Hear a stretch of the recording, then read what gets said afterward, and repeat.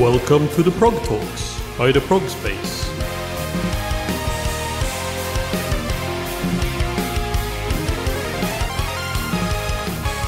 Welcome to the Progtalks, an interview series by the Prog Space where we will be talking to musicians in all corners of the progressive music scene.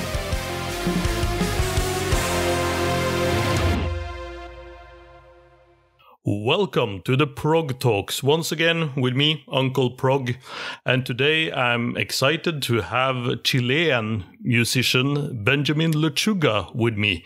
We're going to talk about his solo work and we're going to talk about his band, of course, Delta. How are you doing, Benjamin? I'm doing very well, very excited about getting to do the Progtalks now. I love talking about progressive music, and that's our thing. Thank you for having me. Yes, I'm so happy you wanted to be on. Your band has some history with the Prog Space. With you guys joined us for the holiday edition of our festival, which was a big success, I feel. How did you enjoy that? I loved it. I mean, we missed playing live so much, and we still do. And all these live festivals, like online festivals, were such a relief for us. And I also think that the Prog Space Festival was such a success, and we got to meet so different people. And it's funny because you're always, when you play live, you're used to be concentrated and in your groove and everything. But now, when you already recorded the show and then you can actually, while you are playing, you can interact with the fans. It's so much fun. It's so much. It's a whole different experience. I don't think it's one or the other, but they're two different beasts, and I enjoyed them both a lot.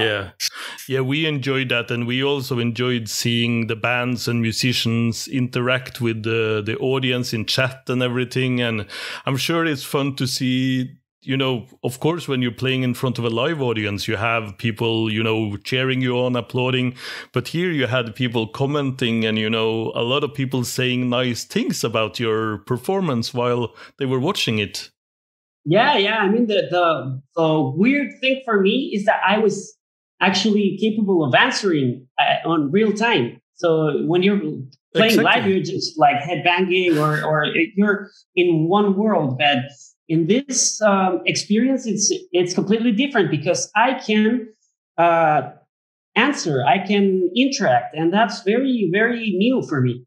Yeah, I think we when we started out doing it, we were thinking that, okay, this is like a stopgap until we can have live shows again.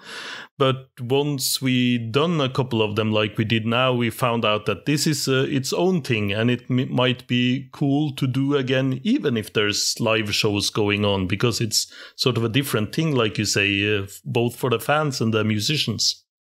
Yeah, of course. I mean, the best thing about this is that you don't have to be in any specific country to watch it. So we got messages from the Netherlands, from Germany, from USA, from Mexico, from Chile, a lot from South America, Argentina, Brazil, Colombia. So it was really, really interesting. I mean, when you're on tour, you get people mainly from the same country or even all people from the same city. But This is such an open thing that's an amazing experience to have all these cultural and different cultures in the same moment at the same time enjoying the same music. I agree. It's like a festival where everyone can travel to, and that's a good experience. Yeah.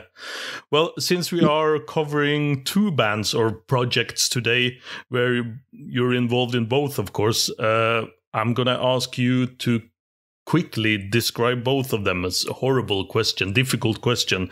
On one hand, we have Delta, which is a progressive metal band with the talented Paula Loza on vocals, and on the other hand, there's your solo work as Benjamin Lechuga. Please tell me a little bit about both things.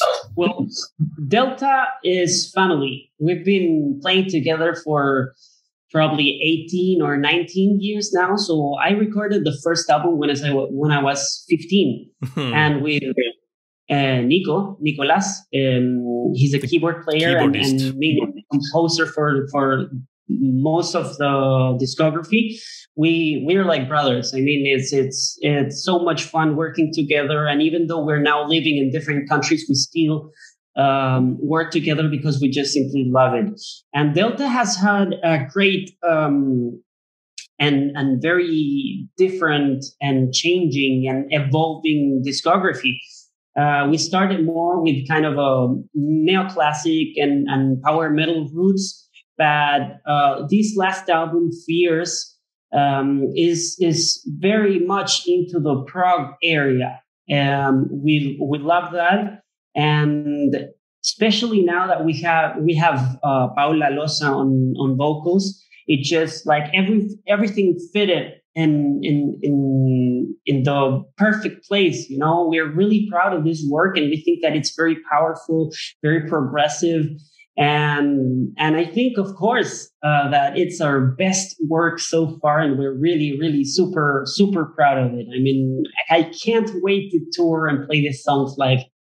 Yeah, I was looking to have you send me the albums a bit before release so I could listen to it. And I have to say it sounds very modern and progressive.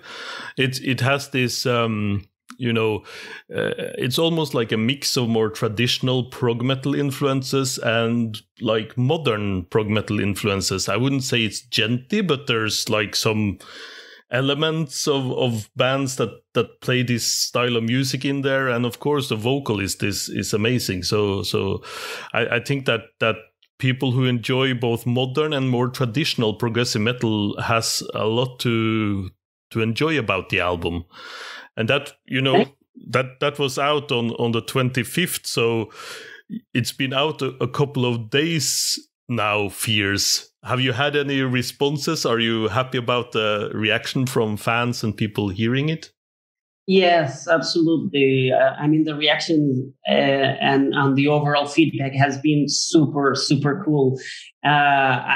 Like lots of stories on Instagram, people listening to the music in their cars and while running and while training. But I've never, this never happened to us before. Like, a fan of ours, he's a surgeon, and he was like removing a femur, and he said, "Oh, this was a soundtrack for my surgery." Wow. And he posted a photo of a removed femur. Is it a femur you call it? Like the bone in like, your thigh. Yeah. I think it's called a femur. He was removing that from someone while he was listening to Delta. So that was really unexpected and kind of a fun, new, interesting story. Yeah. And yeah, I agree what you say. Like Delta as a band, like Delta comes from the mathematical sign, the triangle, and it's the difference, it's the change. So as a definition, we're a band that's always changing and evolving. So it makes a lot of sense that you say that we were all raised through classic progressive metal by Dream Theater, by Andromeda, by Pain of Salvation, Evergrey, and that kind of stuff.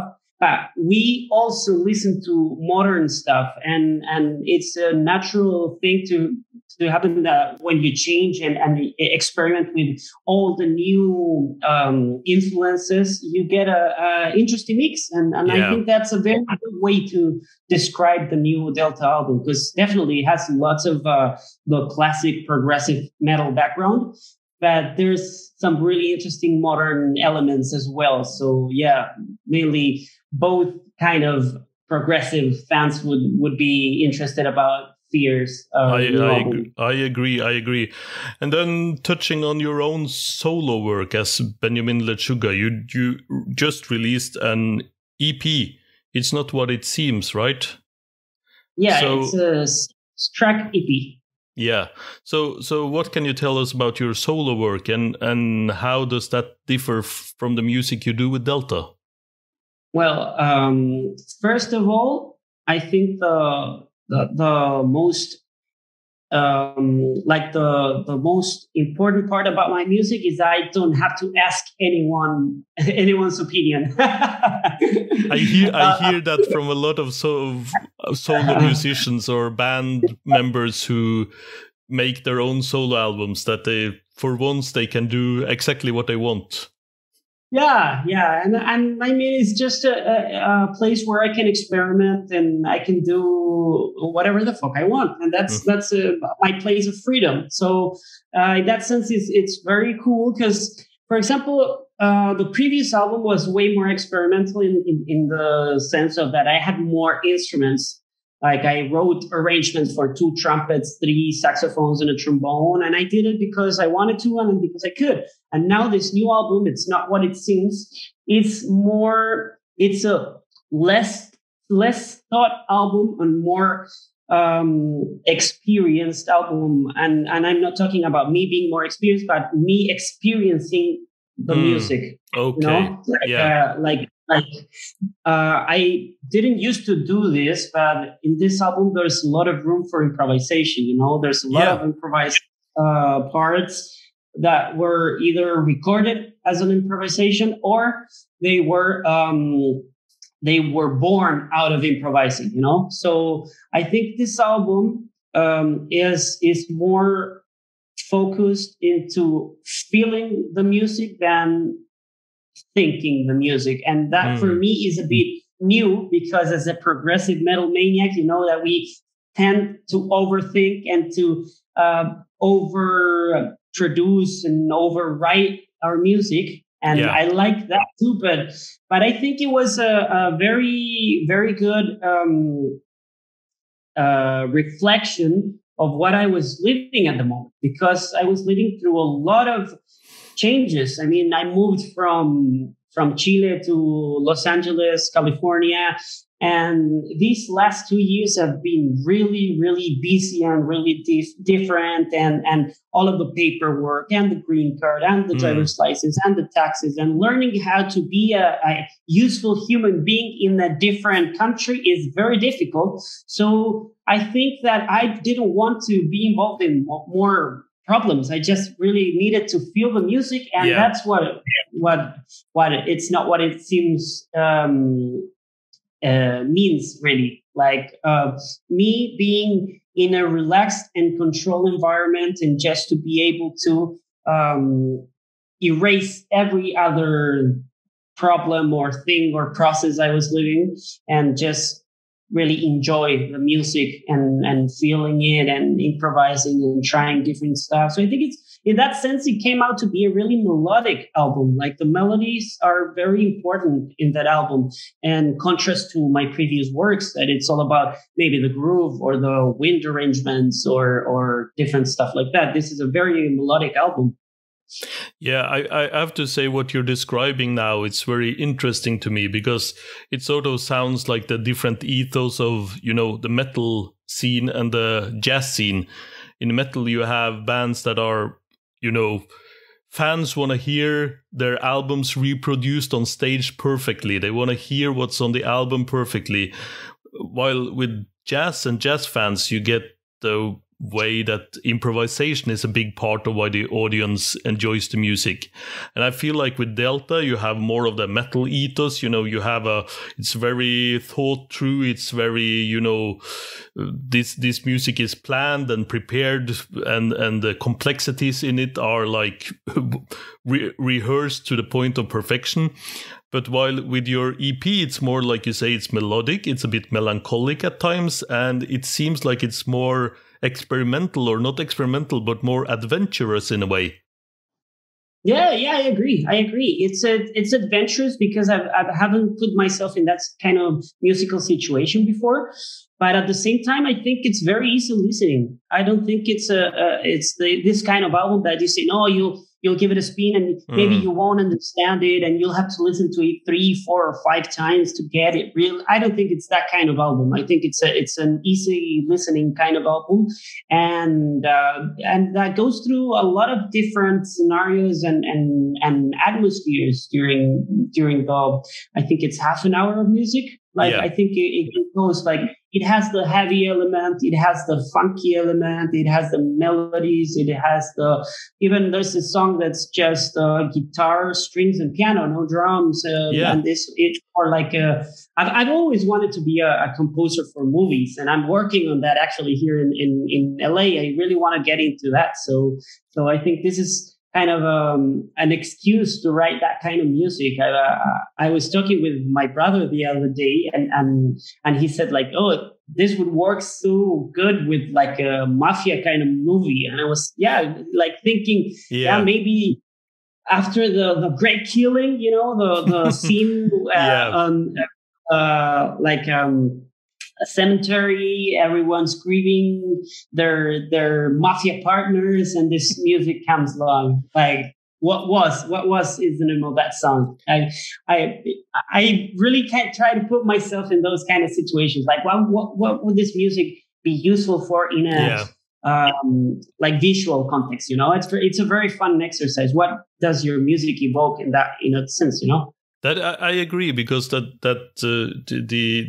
album or has a lot of cinematic elements, and I think that's also why I sort of modified myself when I said that it was experimental and moved it into adventurous, because experimental has a tendency to scare people away a little bit. That people are saying, oh, this is going to be challenging or difficult music, but with your release, it's not really that. It's like you say, it's quite easy to listen to. It's pleasant, and it has differing elements that keep you interested all the way. So I can absolutely see some of this music being used in like a cinematic approach. I'm going to work on that. I promise. I'm going to have some placements and movies or TV series at least. I'm really working hard on that. I actually work with that with my wife. She's a singer and songwriter, and we work together. And since we moved to LA, we started placing some of our music. We have a band together called Mr. Lunas. It's more the synth pop kind of area. I see. And luckily it's already being used in some TV shows in Telemundo and E-Entertainment Television and that kind of stuff. So that's really good. That's really cool to hear, and I'd love to see you explore that further, because I think some of your music is very well versed for having cinematic elements, But let me go back to Delta a bit, because the band, like you mentioned, it has a very long history. You guys have been playing since 2003, and you said you were 15 when you released the first album. So how did the band come together? And, can you tell me a little bit about the history of Delta? Yeah, of course. At that moment, it was a school project by Nico Quinteros, our keyboard player. And I was having guitar lessons with a very important guitarist in the Chilean scene. He's called Alejandro Silva. I don't know if you've heard about him, but he's basically the Chilean guitar god in sense of the instrumental guitar scene in Chile. Okay, I see. He's probably like maybe 20 years older than me, something like that. I see. And he started a big scene in Chile. And I was taking lessons with him. I was about 14, 15, something like that. And at that point, Delta had another guitarist. We were two guitars. And he was a student of Alejandro as well. So he asked Alejandro, like, do you know anyone that could fit into this project? And he thought about me. So he recommended me, and we started rehearsing and started playing, and like everything came to life because of him. So I need to thank him a lot, not only because of everything that he taught me on guitar. It's a lot. He's a great guitarist. He's a great composer. He actually makes and builds his own guitar amps, his tube amps. I see. Yeah, and I probably recorded 3 or 4 Delta albums with those amps.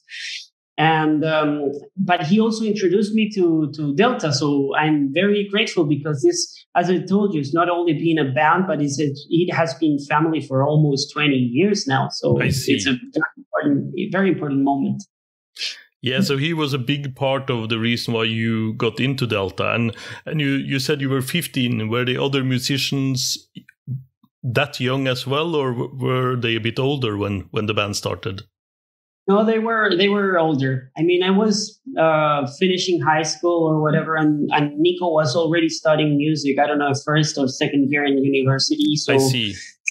Yeah, so actually it was fun because our first gigs, like our first big gigs, we did an opening act for Stratovarius. Oh yeah, probably 2005, something like that. And I was still attending high school, so so my mom had to write a note that I was going to a dentist appointment, so that I really had to go to a sound check, you know. And Nico was the one he picked me up from school, and then we went for sound check and everything, you know. So you had to do it a little bit underhand to be able to play with the band. Yeah, I see. Yeah. But that's fun memories, and but I guess, you know, you mentioned how the music changed. So what would you say is and also there's been quite a jump now, right, between the last Delta album that was released in 2013, right? The end of Philosophy, and now Fears is like 7-8 years later. So what happened? Why did it take so long? And what's the biggest changes with the previous discography of Delta, would you say? Well, at that point with Delta, we went through a phase in which we were trying new singers and try to get it right, you know. And we tried a lot of different great singers, by the way, but didn't quite feel like they were the best fit for Delta. Yeah. Sometimes because of our different personalities or nothing personal, you know, but it just didn't work. And we started releasing singles. We did Alone, we did Fake Freedom, we did War Inside Me, that are singles that we released during this time. And basically every single has a different singer, you know. And every time we thought, okay, this is the one, until we got Paula, and we said, yeah, she is the one. I mean, she has put so much effort into the band. Every time we worked on the songs, like, she had to travel from Argentina, book a plane ticket, go to Chile, and she stayed there maybe for a week or 10 days and just work on the songs and record and try different stuff. And even though she was not living in Chile at the moment, she was putting so much effort, and it worked so much easier. And it just felt right, you know. When it's right, you know it. And we finally had that feeling that Delta was complete again and more powerful than ever. And we've had that comment from our fans, because that was really an interesting thing we were definitely waiting for. Like, we've recorded 5 albums with Felipe, and now this is the first official album with a new singer. Yeah. And not only she sings very different, but it's the shifting from a male vocalist to a female vocalist. It's a big deal as a front person, you know, a front woman in the band instead of a guy. Yeah. And we were kind of expecting people saying, but I miss Felipe, I miss whoever came before, you know, we miss this kind of vibe. And to be honest, I haven't heard that at all. And I think that is because Paula did such a wonderful job. Like, her vocals are so fucking powerful, and there's so much intention in everything that she sings, that I think that people just are enjoying the new music regardless of whatever we did before, you know? I think I agree with you on that. And there's sort of a reset in the band. And I guess when you have someone like that coming into the band, it infuses it with some new energy as well, right?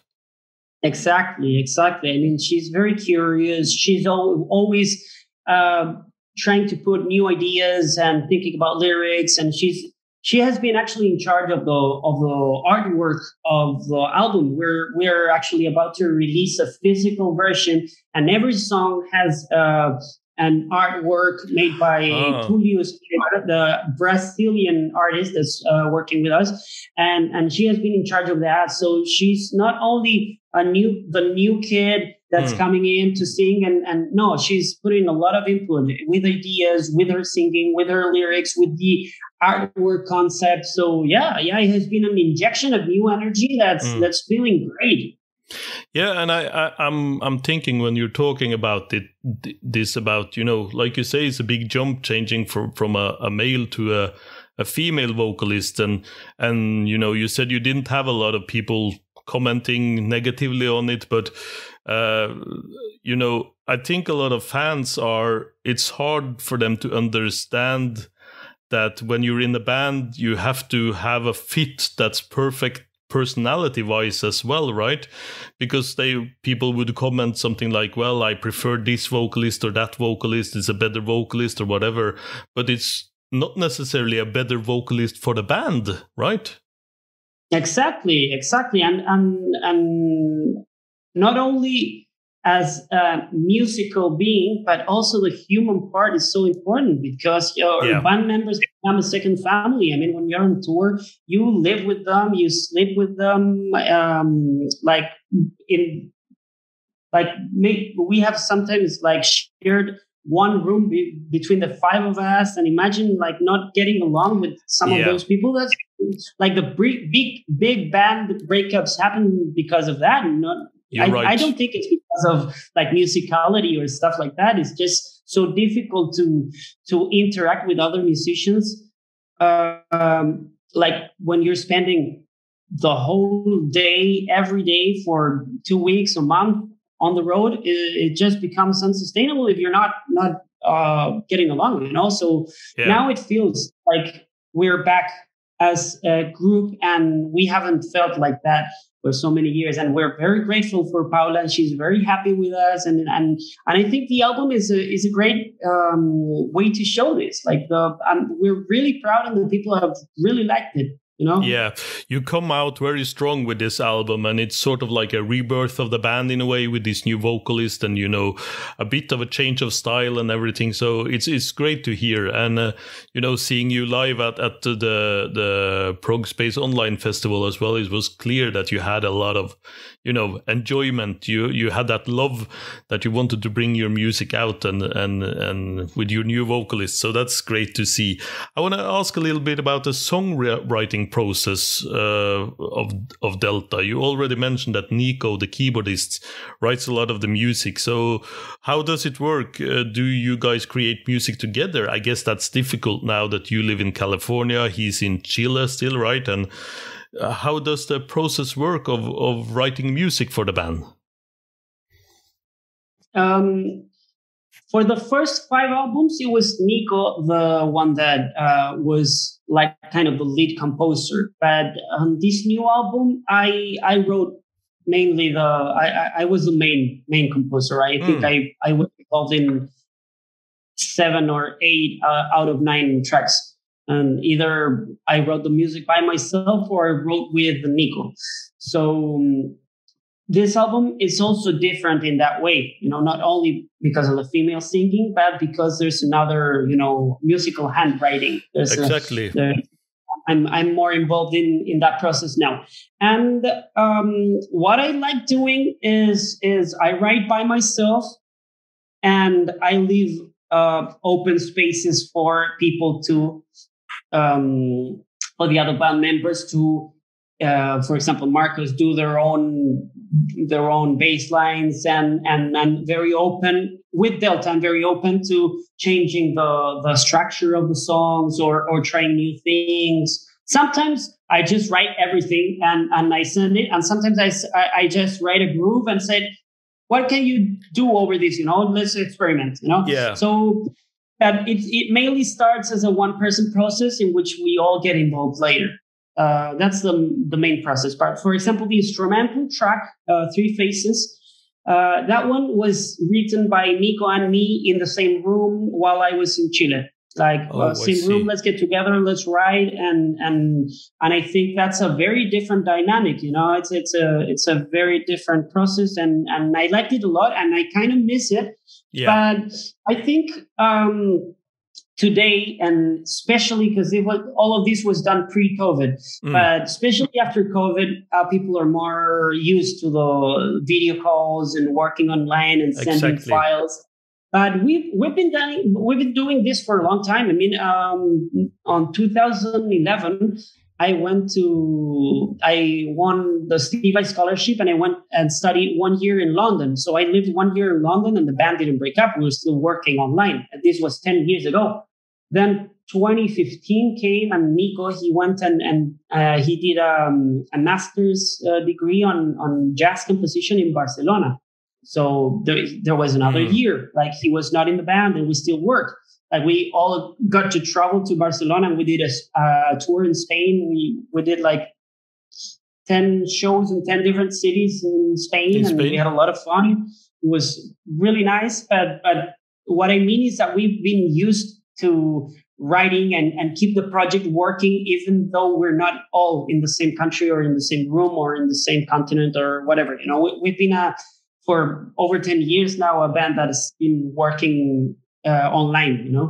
So you're lucky in that way, almost. The fact that a lot of bands had to change into a more online structure now that the pandemic hit, but you guys had a lot of experience already with being apart from each other and still being able to create music.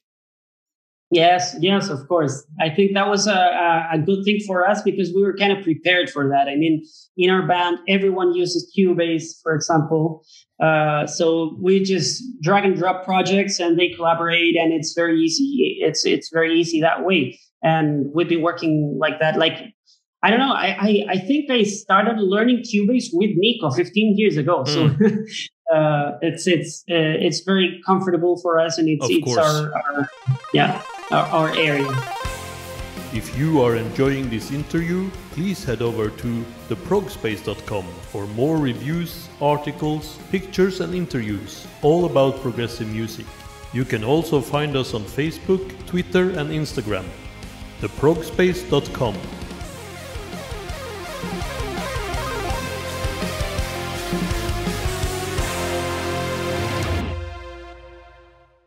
Yeah, and what about the lyrical content? Who writes the lyrics, and do concepts and themes come before the songs or as a result of the songs? How does that work?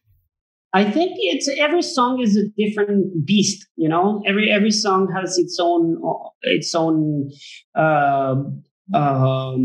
process of being born. You know, and Paula was the one that wrote mainly all the lyrics, but we had some collaboration. For example, My Addictions, I started that lyric and then we all got along, and that song specifically, it's about like more down to earth, everyday kind of addictions, like not the usual rock star stuff like the cocaine or heroin or stuff like that, but how in today's world there's lots of addictions that are not very concerning for people. Like you can get sugar in enormous quantities, and it's so fucking unhealthy, you know. And it's completely normal, completely accepted, and especially here in the US, there's a problem with that, like obesity and health problems because of food. Incredible. There's another addiction about success, you know. And social media and all this gaming stuff. Yeah, exactly. There's another one about what was it? Yeah, sex. Actually, sex itself. Like getting addicted to sex. So we started punching in ideas with this, like getting into and each one of the members of the band have has an addiction that introduced to the song, you know. So it was a band concept. I started with the main concept, and we all chipped in with our own ideas, and it's a lyric that we made. I think it was Paula, Marcos, and me, but thinking about every different member of the band in terms of their addictions. And I think that this album, like even though there were different people writing lyrics, I did, for example, Hate Recipe. I did that one. Mm-hmm. They're all connected in a way that's a very introspective approach to writing. You know, it's a lot of inner troubles, and that's fears. It's your yes, of your course. fears about life, about your addictions, about not trusting people. That's hate recipe. Hate recipe right there is it's an explosion after you get fucked up a million times by people that you think they're your friends, that people that you think you can trust, and they let you down like a million times. You know, that's hate recipe. You know, people that just don't care about you as much as they do about themselves, like seeing themselves bigger and better than everyone else. You know? Yeah. You know, the people who, while they're talking at you, they look at themselves in the reflection of your eye, right? Exactly. Yeah. Yes. And I find the lyrical concepts interesting. The thing about addiction is really interesting. You know, all the things you mention are things that's sort of healthy in a moderate amount, right? You know, nobody, you know, social media or eating sugar or whatever, you can do it, but as long as you don't overdo it. So, and also the things about, you know, being let down by people and having, you know, maybe your walls becoming too high as a response to that. It's interesting, and it's very recognizable lyrical content. So that's something that's interesting to me, and I think there are good lyrics. I think that Delta has always been like that. Like our lyrics have always been more down to earth and more exactly. relatable rather than talking about, I don't know, in our first part of our career, we were in a musical style that the lyrics were very magical, mystical, and dragons and stuff, but we always kept it very personal, you know. And I think that's one way of looking how Delta is still Delta, you know, because we've changed so much in so many different ways, but we've always talked about our inner problems and our perception of the world, and this is no different, you know. It's still Delta, and we're still worried about lots of stuff, and I don't know. I just, for example, in Hate Recipe, I just needed to take like pull all that shit out and just spit that I'm angry with some very, very bad people, you know. That's I think in that respect, you guys were a little bit ahead of the game, because like if you go back to around when you guys started, or even earlier, with progressive music in general, there's a lot and neoclassical music. There's a lot of, you know, like wizards and dragons and, you know, like space and, you know, all these kinds of high, but now more recently I feel like the whole scene has turned more introspective. It's more, you know, like you say, about the human condition. It's more about, you know, interconnectedness and relationships. But you guys were sort of on that ball way before a lot of other bands were. So that's interesting to hear your take on that. But I want to ask about the music writing process for Delta we talked about. But then again, is it obvious to you when you sit down that now I'm going to write music for myself, for Benjamin Lechuga, or I sit down and now I'm going to write music for Delta? Or do you write and then you're like, oh, this would be good for Delta, or this would be good for my solo project? How does that work? It's always different, but to be honest, deadlines always work. It's like, oh, we need to have this amount of work done by this amount of time before the label something, and we have a deadline, and sometimes the inspiration comes. But when you have a lot of free time or you don't have deadlines, it's like, oh yes, I'm going to write music. I'm going to write music. Yes. and you never do. So I think that, like, of course, there are times where I sit down. For example, 2 days ago, I just started messing up with my new pedal board, and I got inspired and I wrote a riff, and I didn't even think about what I was going to use that riff for. So after recording it, I said, "Oh, this might be a good idea for Delta," and I sent it to Andy, our drummer, and I said, "Like, can you put a nice groove over this? Because I just want to try a different approach in writing. It's mainly me always writing the drum parts, but this time I wanted to do it different. I just wanted to have. I had 2 different riffs, and I sent them his way, and now I'm waiting for him to present me an idea. You know, so that was." We didn't have any deadlines. We didn't have anything. So probably it's going to take him 3 months to send me a drum part for that. No, I'm kidding. No, but I know what you're saying. You know, having been a teacher and a professor for parts of my life, I know that deadlines work. You know. When you want to have a result, you sort of have to set a deadline to get people working. But what about when you write stuff for your own solo project? Then do you feel that it's different, or is it sort of the same process? No, I think it's different. At least this last album was very like the concept came first, you know. So I had my little handbook and I started writing concepts about time, because it's not what it seems. It's about that. It's about how our human perception, and especially about time, is so wrong or so limited, in the sense that we think and we perceive time as a unit that's always the same, but it actually changes depending on space, time, and gravity, and all of that. And I had 2 different approaches in this theme, because you can think about all the geeky, nerdy physics, and I love that. But then you also have the emotional part of time. So I did what was.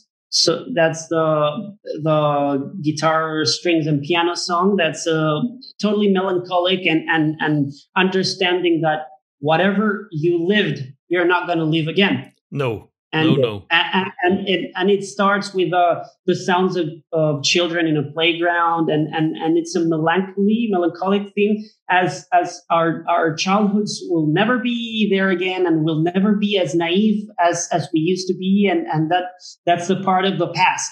Yeah. Then the time of the present, the song for that is Life Is Now. And it's an invitation to live your life as you did when you were a child, and no concerns and no bills and nothing. You're just enjoying the moment. And I think that's a very, very important advice for everyone nowadays, because we're all so into living for tomorrow's thing, you know? I agree. It's like we're rehearsing for that gig. We're recording for that album. We're doing this for that. And it's not always that you remember that life is happening right now, and that you should enjoy the ride more than what you're expecting the outcome, because you may fucking die today and you will not be able to leave that outcome for you. So if you're not enjoying the ride, then why? You know? Yeah, you're right. We're always chasing that carrot. Exactly. And then the question is, you know, when are you gonna enjoy your life? When are you gonna, you know, the concept of time, like you're exploring it on the EP or the album, it's very interesting also to me. You know, like you said, the whole relationship of time with humanity, and how we, you know, I feel like also our view of time is getting like narrower and narrower. Like you said, it's like we live for the next big thing that's going to happen, but you know, I was thinking while you were talking about, you know, the builders in our past who built like pyramids in Egypt or South America, or built like the big cathedrals of Europe. People starting a project that they knew that maybe their sons or sons or whatever would never see finished. I can't see that happening today. No, like starting a project and saying this will be finished by the 3rd generation of my family. That's crazy, right? Yeah. Like everything now is so fast and so disposable, and I think that's kind of sad. That's super sad. At least it music is timeless. So when you create something like with Delta or with your own solo project, it's stuff that's gonna last and that can be enjoyed in a year, in 10 years, in hopefully in 100 years.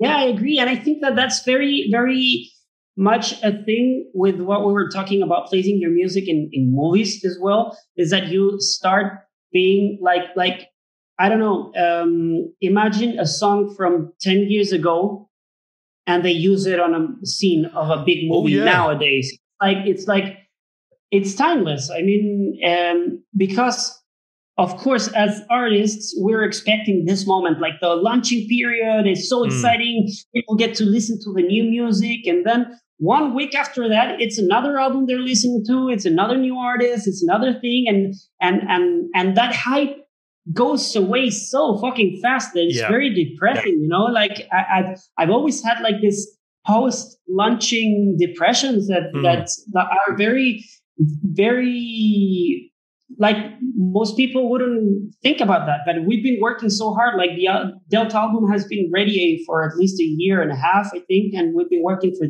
this album like probably 3 years, and that people will listen to it, and then maybe in a couple of weeks, it will be forgotten. As we were saying, like there's so much music and everything is so disposable now and everything. So you need to be prepared. And I think that a good thing about getting your music placed in movies, it's that it's another birth of your soul. You know, it starts living again through other people's lives and in a different context. So you can give your music a second, third, fourth chance by mixing two beautiful artistic worlds, that is the music and the visual part. I think it's very, very nice. You're so right with that, because like you said, this 10 years music that's 10 years old, often, you know, you can hear classical music in movies that was written hundreds years ago. You can hear music from the 60s and 70s that suddenly show up on, you know, the billboards again because it's been used in a TV series or a movie. And that's like, that shows the timelessness of art, really. The way that, and I don't know about you, but I've discovered so many artists and bands through watching a movie or seeing a TV series and then hearing something and thinking, wow, this is amazing, I have to check this out. And then suddenly you're buying 10 albums of this artist and you're like, wow, why didn't I know of this before? Yeah, exactly. So it's another way of getting to more people's ears, because today it's just so difficult. There's so much music going on all the time and so many bands releasing music. Then that it's, I think, like, as I told you, we've been going around the scene for 18 years. And I think before, like 10 years ago, it was easier to get like 5,000 hits in YouTube or something like that, because there was not as much people creating content as there is today. So there was less competition.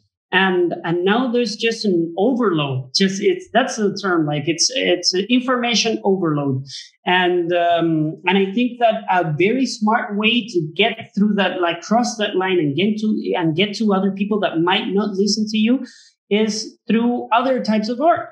And especially what I like is the visual arts and the movies and TV shows. I love that. I'm a consumer. I'm addicted to new Netflix, Hulu, Disney Plus, all of that crap, you know. Yeah, and I feel like the quality has risen so much there over the last years as well. You know, TV series that a lot of things that used to be quite mundane are now, you know, real pieces of art. So I find that very interesting, and I can see how a musician would love to get his music or to work with someone who does like a cinematic aspect to it. So, well, I want to, you know, we're drawing towards the end here, but I want to ask you, strange to ask about the future now that we talked about this, like jumping ahead and ahead and ahead, but I have to ask, you know, what are the plans now for Delta going forward? You know, are you hoping to be able to play some gigs or anything related to the release of the album, or is that like out of the question because of the pandemic that is still ongoing, really? What are the upcoming ideas and plans now for the band?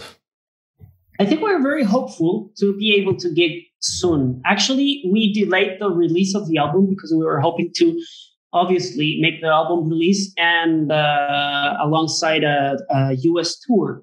And I think that's still the idea. Like eventually when the world starts opening up, we want to do a US tour. And that's one of the reasons why I moved here to LA, because we want to attack the North American market.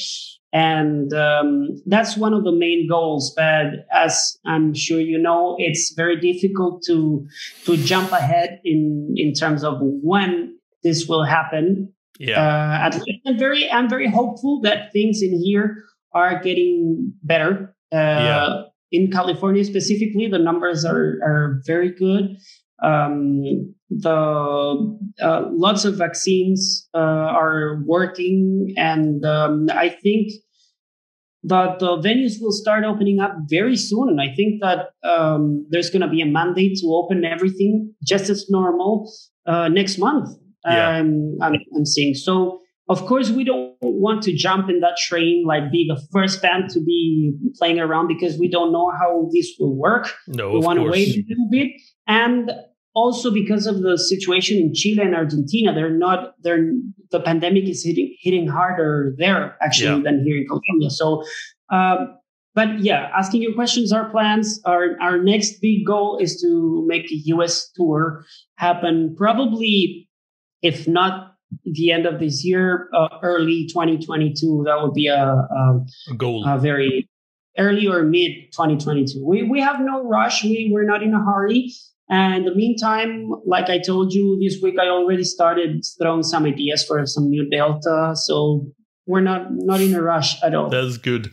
That's good to hear. You know, well, I want to thank you so much for being on the Prog Talks with me, Benjamin. So to you that's watching or listening, if you haven't listened to Fears or It's Not What It Seems, you should go and check them out. You know, links will be in the description to all of the Delta's and Benjamin's social media. So you can find it there. You could listen to it on your normal streaming services, or even better, you know, you could buy some of the music and help them out like that directly from the band.